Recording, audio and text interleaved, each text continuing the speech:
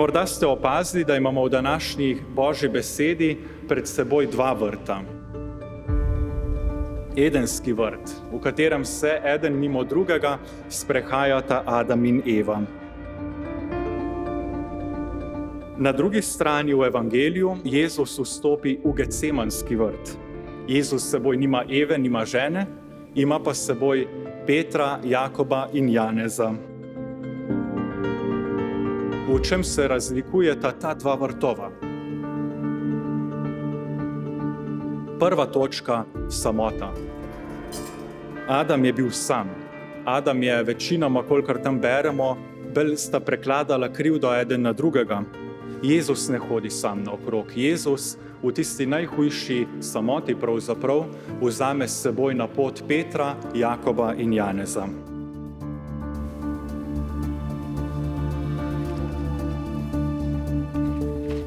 Druga točka. Upoštevanje Gospodove volje. Adam na eni strani dobi ukaz: jej kar hočeš, delaj kar hočeš, vsem živalim daj ime, samo ono drevo pusti pri miru. Sem tisto. Adam reče: ne ti, Gospod, jaz bom odločil. Na drugi strani imamo Kristusa, ki se vrže na tla in pravi: da, Gospod, tvoja volja naj se zgodi.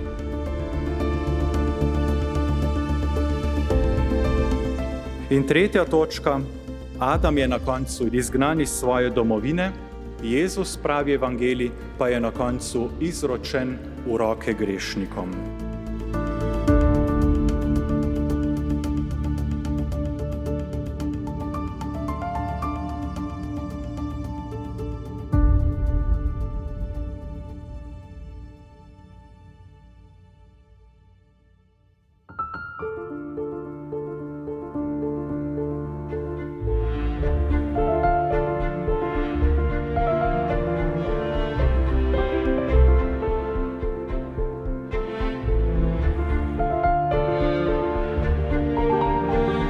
Je 7 let mlajši od mene in sem ga zelo težko čakala. Bil je moj mlajši bratec in na začetku je bil moja igrača. Potem s časoma sem ga reševala iz kakšnih zagad. Zdaj, ko je starejši, pa on mene rešuje iz kakšnih zagad. V bistvu sem preživljal kar izrazito lepo otroštvo, lahko rečem. Smo kot družina vedno lepo sodelovali med sabo, se imeli res radi, bili zelo povezani in to mislim, da me je zgradilo eno tako osebnost, kot sem danes. Tam sem se naučil ogromno takih delovnih navad, odnosov.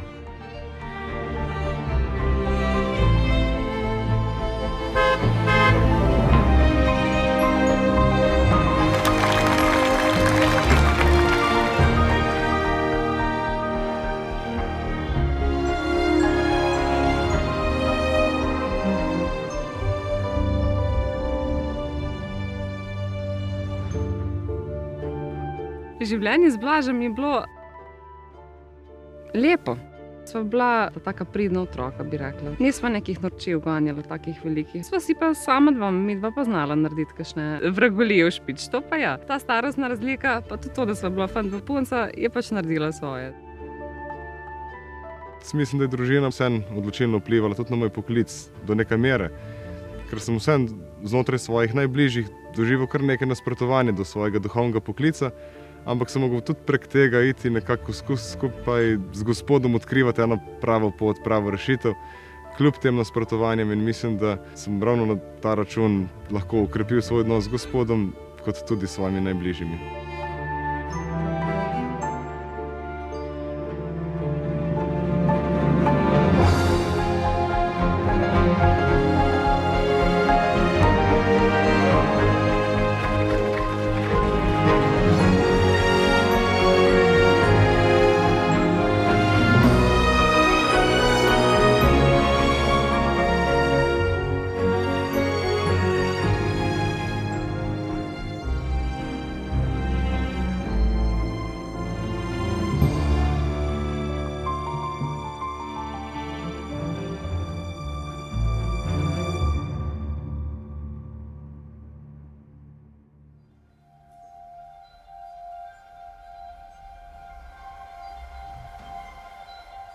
Bi rekla, da je bilo to zanimivo obdobje, ampak Zanimivo ni najboljša beseda, ker mi je bilo kar težko, ker sem mogla kar nekaj stvari samo sebi predelati, kakšen strah, naučiti se stvari prepuščati. Nekako s časoma je tudi to šlo, je bila tudi zame to dobra šola za življenje. Recimo, ko je mi zaupal, da odhaja v Rim, je bila ta prva seveda, pa ne še to, no, zakaj je treba še dlje straniti. Ampak sem razmislila, pa sem se umirila in sem rekla, kaj bo zame boljše. In ena od resnično boljših odločitev zanj je bila, da je šel v Rim. Ampak moja ta prva reakcija bi bila pa, da bod pri nas, bod bližje nas. Ampak je bilo prav tako in sem se ob tem naučila, da je pametno spustiti in ob tem lahko tudi kakšne dobre stvari dozorijo in so.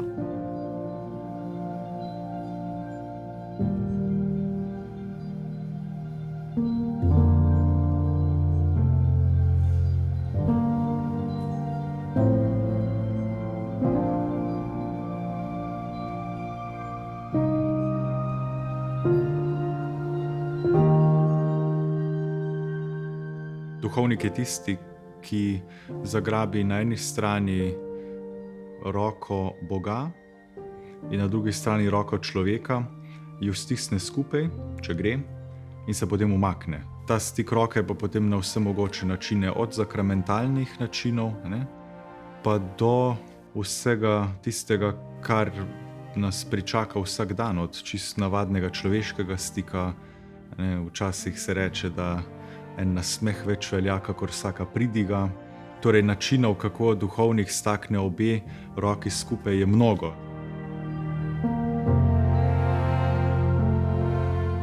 Potem, ko je bil duhovnik v zgodovini mnogokrat nekaj čisto posebnega, je danes postavljen, Bogu hvala, v situacijo, kjer mora biti eden od mnogih. Ne kot eden gor, eden dol ali kakorkoli po kakšni hierarhični lestvici. In zdaj izzivi duhovništva v tem času so pa seveda s tem povezani. Po eni strani je bil duhovnik včasih vse, zdaj pa marsikomu ne pomeni nič.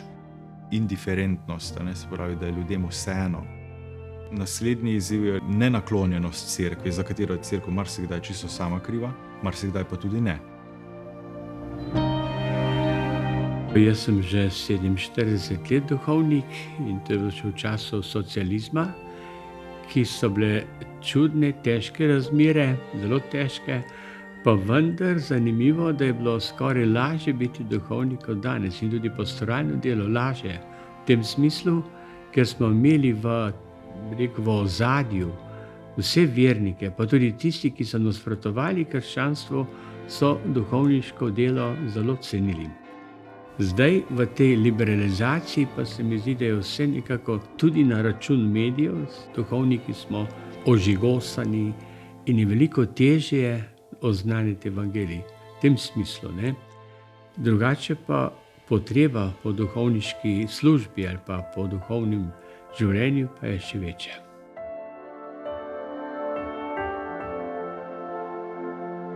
Ob posvečenju, ob teh slovesnih novih mašah se da duhovniku zmeri na njegovo življenjsko pot, to navdušenje ljudstva nad tem, da imajo duhovnika, da bo nekdo tam, ki bo stikal te roke, Boga in človeka skupaj. Potem se pa duhovniku lahko zgodi, da je kar naenkrat odvisno od župnije, od situacije, od službe, da nima občutka pomembnosti. To se mi zdi je tisto, kar duhovnika najbolj uniči na nek način. Težko je reči, kaj je najtežje. Neke materialne skrbi, veste, včasih to, ko moraš skrbeti za gmotne zadeve, skrbi za kulturno dediščino, ki jo moramo ohraniti, ali pa tudi nekaj duhovniškega dela, ki včasih te boli, ko ne moreš rešiti problema, ko ga vidiš in ki ga doživljaš. Govorim v pastoralnem smislu. Samo po sebi duhovništvo pa ni težko. In potem naslednji izziv, ki temu sledi, je pa vedno znova se odločiti za tistega, za katerega si se odločil na začetku. Vedno znova reči, Gospod, tebi sem dal svoje življenje, ti veš, kaj je dobro zame, tudi tole boš nekako speljal, tako da bo prav.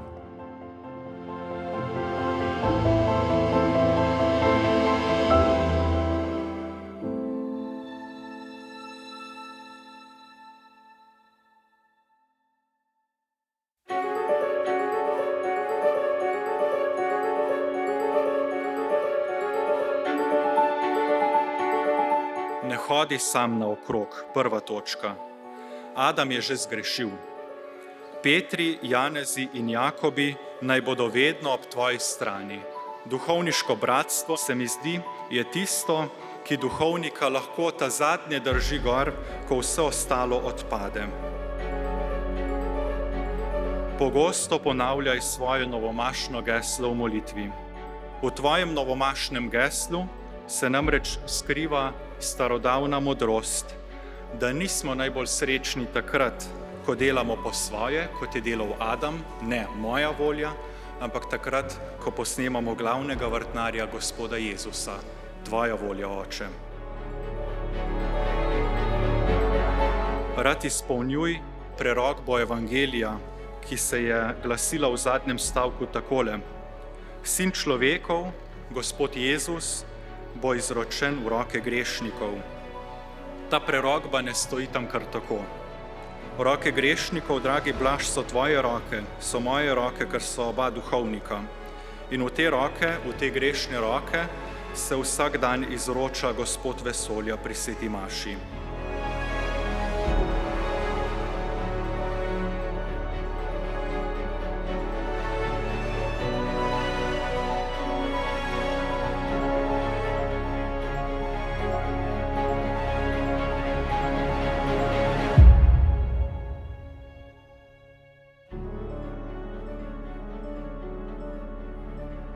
Novomašniku smo dali tisti manutergi, se temu reče, tisti prtič, v katerega si duhovnik obriše roke pri posvečenju. Najbolj očitno duhovnik dela prav po svojih rokah, zato se te roke tudi posebej mazilijo svetokrizmo pri mašniškem posvečenju. Duhovnikove roke so tiste, s katerimi lahko naredi toliko dobrega, in tiste, s katerimi lahko naredi pravzaprav tudi toliko slabega. In so osnovni pogoj za to, da lahko daruje sveto mašo, da lahko mazili, pomaga ljudem in tako naprej. Roke duhovnika so grešne roke, roke take kot tudi vsakega drugega človeka, ampak maziljene zato, da se lažje, bolj dostojno dotikajo Boga in Boga izročajo ljudem.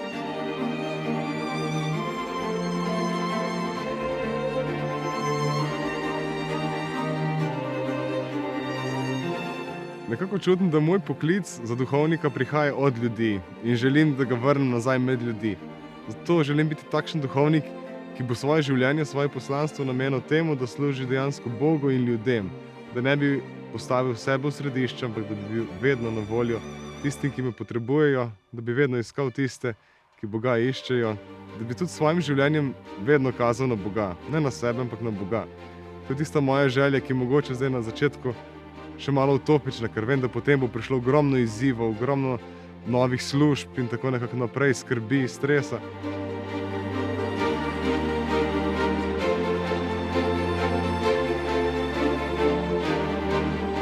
Kar veliko ljudi mi je reklo, da sem se na dan posvečenja zelo smejal. Tudi sam sem se spraševal, odkje je ta nasmeh prihajal, in za moje pojme je bilo to nekaj, kar mi je bilo dano od zgoraj. Sam sem prosil, da bi lahko na tisti dan posvečenja nekaj začutil, da bi začutil Gospodovo bližino. In res prav pri posvetilni molitvi, takrat, ko se zgodi najpomembneje, lahko rečem, da mi je kar po celem telesu šla neka toplina, neka bližina, taka ljubezen. In ko sem se vstal, pa me domači gospod župnik oblekel, še tisto zunanje znamenje, da si pa enkrat zares duhovnik, ko sem se pogledal, pa videl na sebi mašni plašč, je bilo za mene to kot izpolnitev mojih sanj. Vsega tega mojega pričakovanja v zadnjih nekaj let, ko sem rasel v odnosu z Gospodom, in res sem bil takrat neizmerno srečen.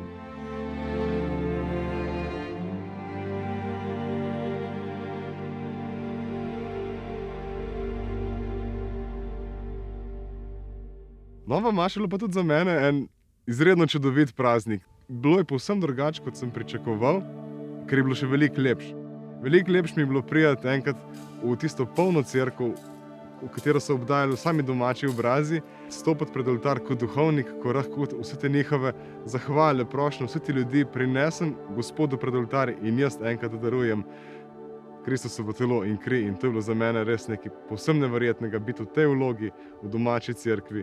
In prav zato lahko rečem, da je tudi moje srce takrat na povsem drugačen način bilo in žarelo.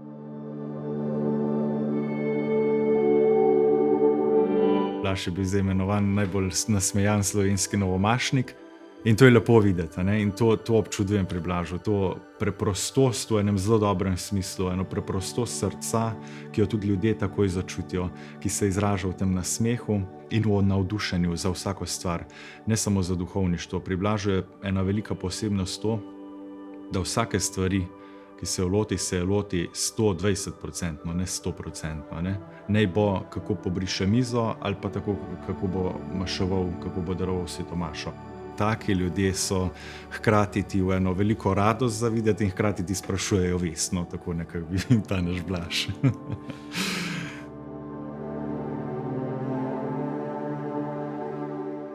Rad bi tudi s svojim življenjem pokazal na to, da je duhovništvo res lep poklic.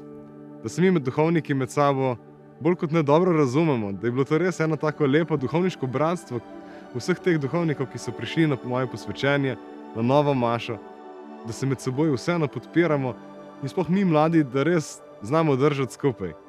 Da je to en tak lep poklic, katerega tudi drugih ne bi smelo biti strah. In če bi nas bilo tako rečeno tudi več, bi se gotovo lahko bili ena taka gonilna sila, ki bi lahko spremenili svet še naprej, na bolje. In lahko rečem, da si želim biti takšen duhovnik, ki bo s svojim življenjem vedno kazal na tisto dinamiko, živost, lepoto cerkve in življenja z Bogom.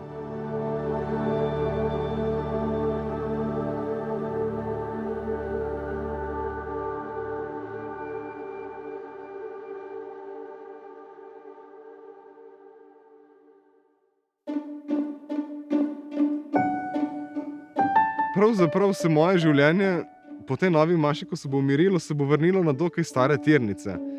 Moj škof me je poslal naprej študirati, še kar za nekaj let se vračam v Rim na študij cerkvenega prava. Po eni strani sem malo zaskrbljen, po drugi strani se tega veselim, ker bo vseeno ena nova pot, kateri bom lahko še vedno služil cerkvi. Vem, da bo gotovo tudi kdaj težko, ko bom sam, ko ne bom v neki skupini ljudi, kot bi bil na župniji, bo drugače, ampak kljub temu vem, da bo tudi Gospod tam namenil svoj blagoslov. Potem pa kasneje, ko se vrnem, bo tudi povsem drugačna situacija v cerkvi.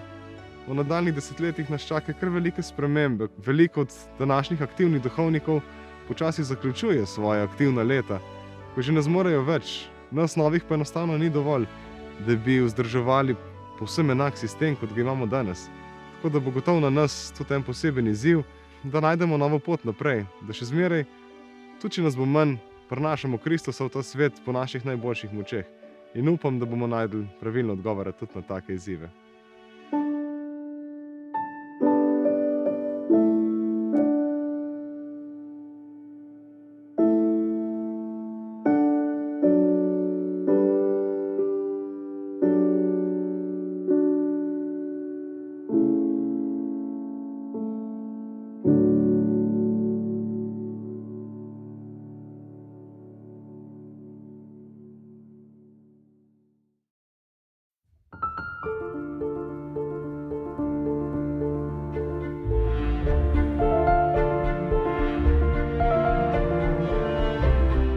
Blaž je zelo inteligenten, zelo nadarjen in ima veliko talentov, upam, da jih bo s pridom uporabil. Tudi v pastorali bo lahko uspešen, kolikor bo lahko deloval v pastorali, ker pa bo profesor, se bojim, da bo mu okrnjena ta možnost, da bi v pastorali več deloval, kot bi lahko. Želimo to, da naj bo trdno zasidran domači zemlji, tudi v Šentjerneju, da se rad vrača, in seveda s pogledom v nebo, odkoder prihaja Božji blagoslov. Jaz mu želim samo to, da bi res ohranil v sebi spomin na lepoto teh dogodkov nove maše, da bi to vse obnavljal, to odločitev, in da bi nikdar ne prišel v situacijo, kjer bi se pokesal za svoje odločitve in za pot, ki jo je ubral, da bi res ohranil to radost srca, ki jo zdaj žareva v polnosti v teh dneh okrog nove maše.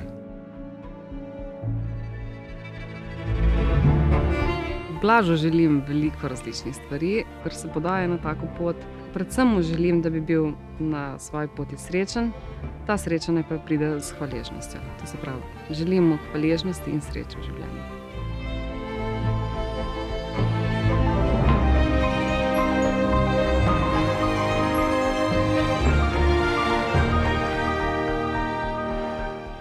Dragi Blaž, stojiš na vhodu v vrt cerkve, ki ga boš sedaj tudi ti obdeloval po svoje.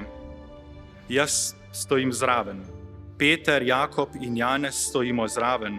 Vsak stoji zraven s svojo motiko, s svojimi škarjami in se mi zdi, da če bo vsak obdeloval svojo ped, bo bolj malo videti.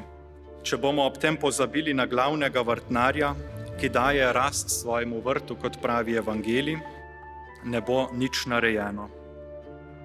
Ne vrtnari torej brez svojih bratov ob boku, ne pozabi padati na obraz pred glavnega vrtnarja, priznavajoč grešnost svojih rok in iščoč njegovo voljo in hkrati čudeč se nad lepoto našega poklica.